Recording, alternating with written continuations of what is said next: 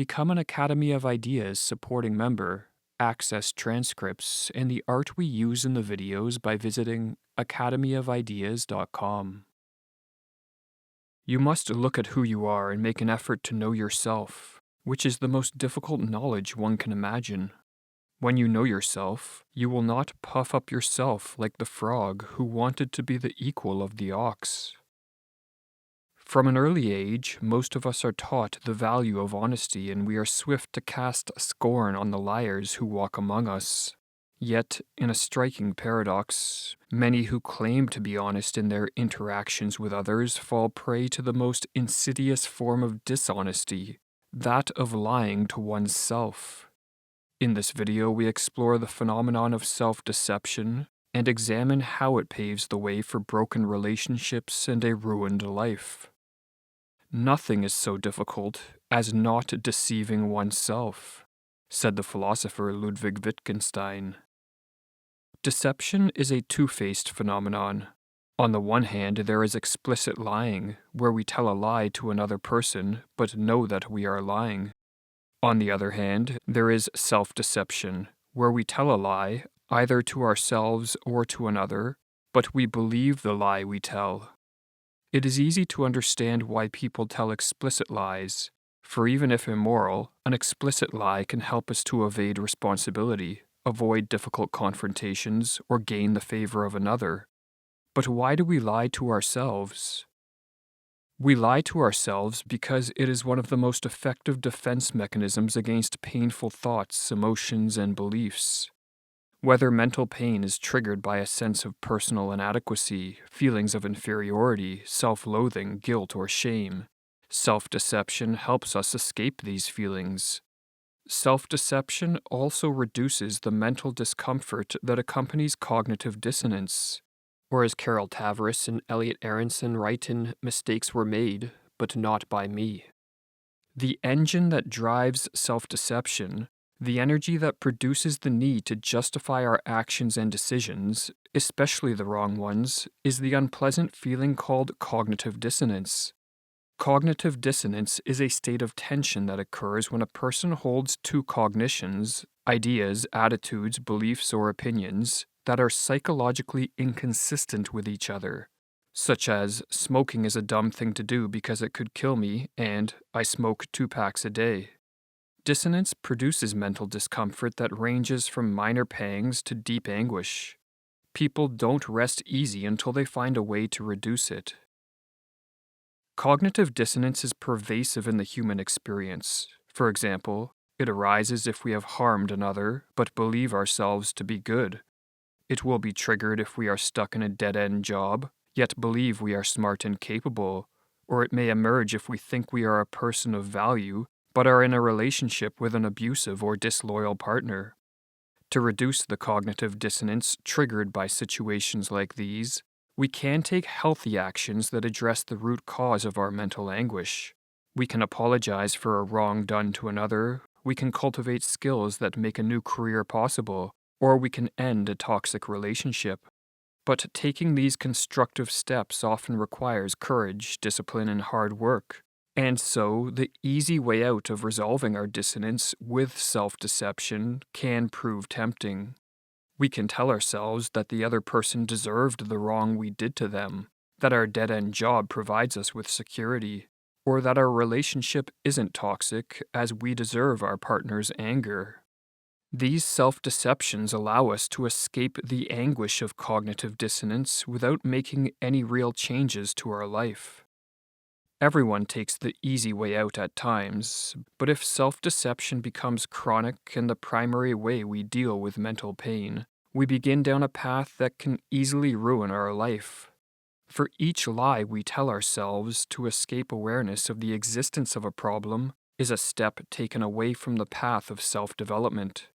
Each time we deceive ourselves to diminish the uncomfortable feelings of cognitive dissonance, our problems and difficulties go unresolved, and we set ourselves up for greater suffering down the line.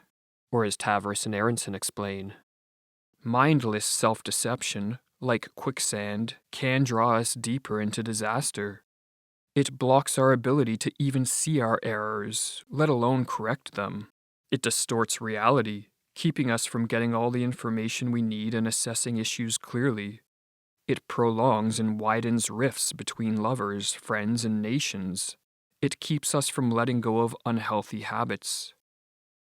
The more the quicksand of self-deception pulls us down, the more we limit our potential. But self-deception is more than just self-limiting. It also impedes the cultivation and maintenance of healthy relationships, and in extreme cases can motivate us to commit acts of cruelty toward innocent victims. To understand how self-deception harms interpersonal relationships, we need to recognize that one of the most common ways that we deceive ourselves is through the manipulation of our memories. We can be selective as to what we remember, and denying that something has happened is one of the most effective means to reduce cognitive dissonance. For example, if we have wronged someone and feel guilty about it, instead of apologizing and making amends, we can deny that the event ever happened. Or as Nietzsche put it, "I have done it," says my memory. "I cannot have done it," says my pride, and remains inexorable.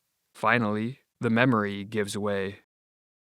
Manipulating our memories to deceive ourselves goes further than mere denial of a memory. Many people will go as far as to create false memories to diminish mental pain and to resolve cognitive dissonance. For example, if cognitive dissonance is triggered by the contradictory beliefs that A, we are a smart and capable person, and B, our life is a mess, we have a few options to quell the mental anguish of our cognitive dissonance. We can take the steps to straighten out our life, or we can blame our current situation on events of the past, and even if our past wasn't bad enough to excuse our current problems, we can deceive ourselves with false memories to convince ourselves it was. With false memories, we can turn our past into a horror show of abuse, trauma, and cruel twists of fate that makes our current life situation not a disappointment, but an accomplishment, given what we tell ourselves we went through. Or as Tavris and Aronson explain in Mistakes Were Made, but Not by Me. Why would people claim to remember that they had suffered harrowing experiences if they hadn't, especially when that belief causes rifts with families or friends? By distorting their memories, these people can get what they want by revising what they had, and what they want is to turn their present bleak or merely mundane lives into dazzling victories over adversity. Memories of abuse also help them resolve the dissonance between "I am a smart, capable person" and "my life sure is a mess right now," with an explanation that makes them feel better about themselves and removes responsibility. Another way self-deception harms relationships was identified by Fyodor Dostoevsky. In his book Demons, one of the characters, Fetka the convict, observes how the protagonist, Pyotr Stepanovich, invents a man and then lives with him. What he meant by this was that instead of looking at someone in a clear and objective manner and evaluating their character based on their behaviors and actions, sometimes we create or invent a fictitious characterization of another to justify how we treat them. In Dostoevsky's book, The Brothers Karamazov, he gives an example of this form of self-justification in action. When one of the characters is asked why he hates someone so much, and he answers, "I'll tell you. He has done me no harm, but I played him a dirty trick, and ever since I have hated him." Creating a fictitious characterization of another person to justify mistreating them sets us down a dangerous path. In Mistakes Were Made, but Not by Me, Tavris and Aronson provide an example of how this process can unfold. Take a boy who goes along with a group of his fellow 7th graders who are taunting and bullying a weaker kid who did them no harm. The boy likes being part of the gang, but his heart really isn't in the bullying. Later, he feels some dissonance about what he did. How can a decent kid like me, he wonders, have done such a cruel thing to a nice, innocent little kid like him?